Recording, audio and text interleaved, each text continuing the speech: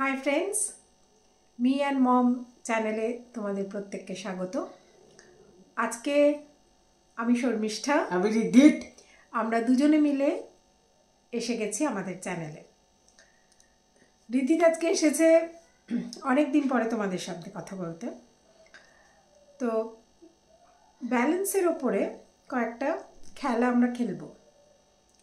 তো সেটা তো রিদিতকে জানা হবে না, আমি একা তো সেটা দেখাতে পারবো না, সেজন্যই ও বললো যে তাহলে চলো আমরা দুজনে মিলে করি।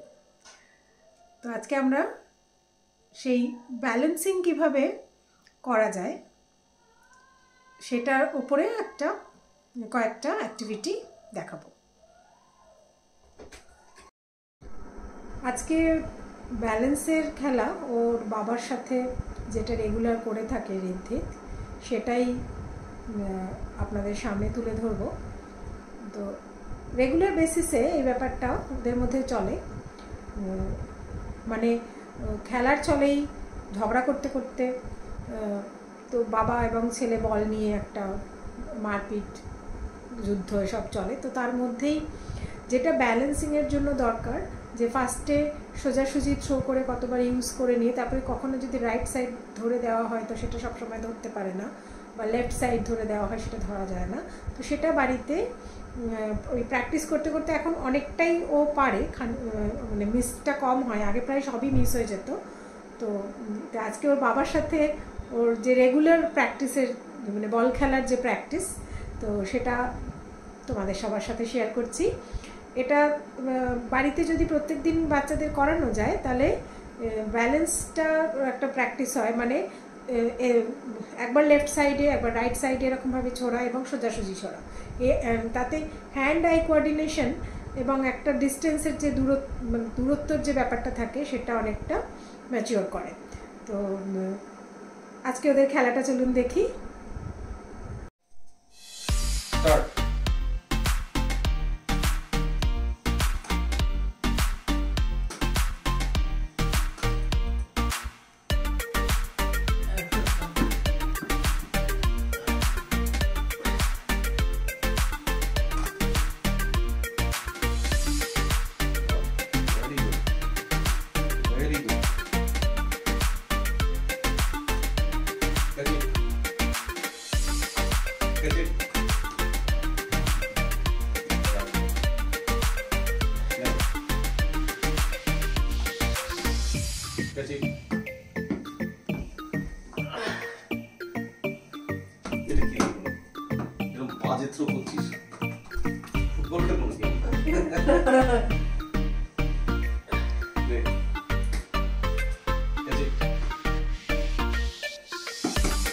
পিছন ধরে না, তুই সামনেই দে।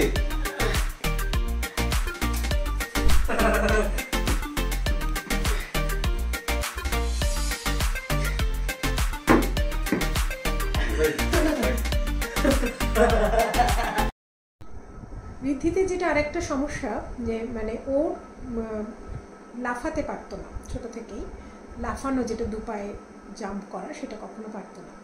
তো তার জন্য ফিজিওথেরাপি অনেক করা হয়েছে, তো তাতে একটু একটু পারে। এখন যোগব্যায়াম করে, যোগব্যায়ামে এখন অনেকটাই ও লাফাতে পারে, মানে দুদিকটা সাপোর্ট দিয়ে বডিটা উঠাতে পারে।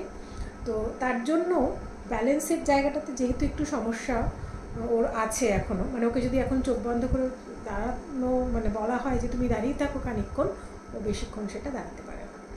তো এটার জন্য একটা পায়ের একটা প্র্যাকটিস ও করে, মানে ওর ফিজিওথেরাপিস্টও করায় প্লাস যেখানে যায় করতে।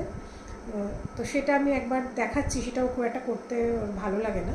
তো যাই হোক, মানে ওটাতে একটু ভয় পায় আসলে, কিন্তু ওটা যদি রেগুলার করা হয় তাহলে এই কোমর থেকে পায়ের পুরো পোর্শনটার একটা ব্যালেন্সে কিন্তু কাজ করে। তো আমি রিদ্ধিতকে দিয়ে আমি একবার করিয়ে দেখাচ্ছি, কিন্তু এটাও খুব একটাও মানে গ্ল্যাডলি করবে না বা করে না। তো চলো দেখি রিদ্ধিতের সাথে।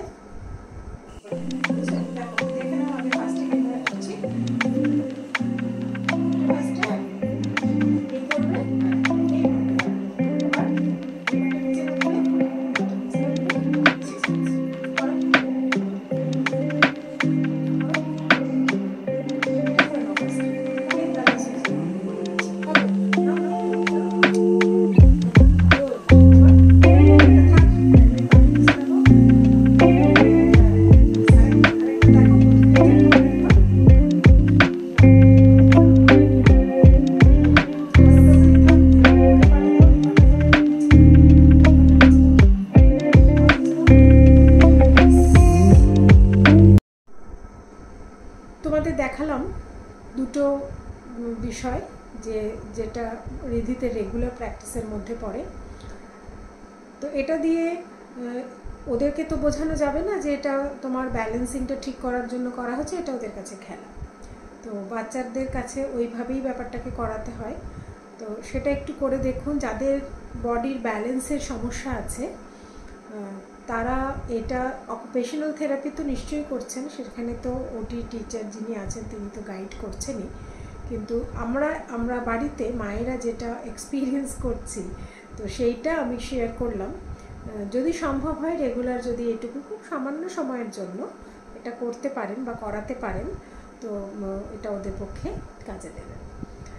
ভিডিওগুলো ভালো লেগে থাকলে অবশ্যই শেয়ার করবেন আর সাবস্ক্রাইব করবেন আমাদের চ্যানেল মি অ্যান্ড মম। ভালো থাকবেন।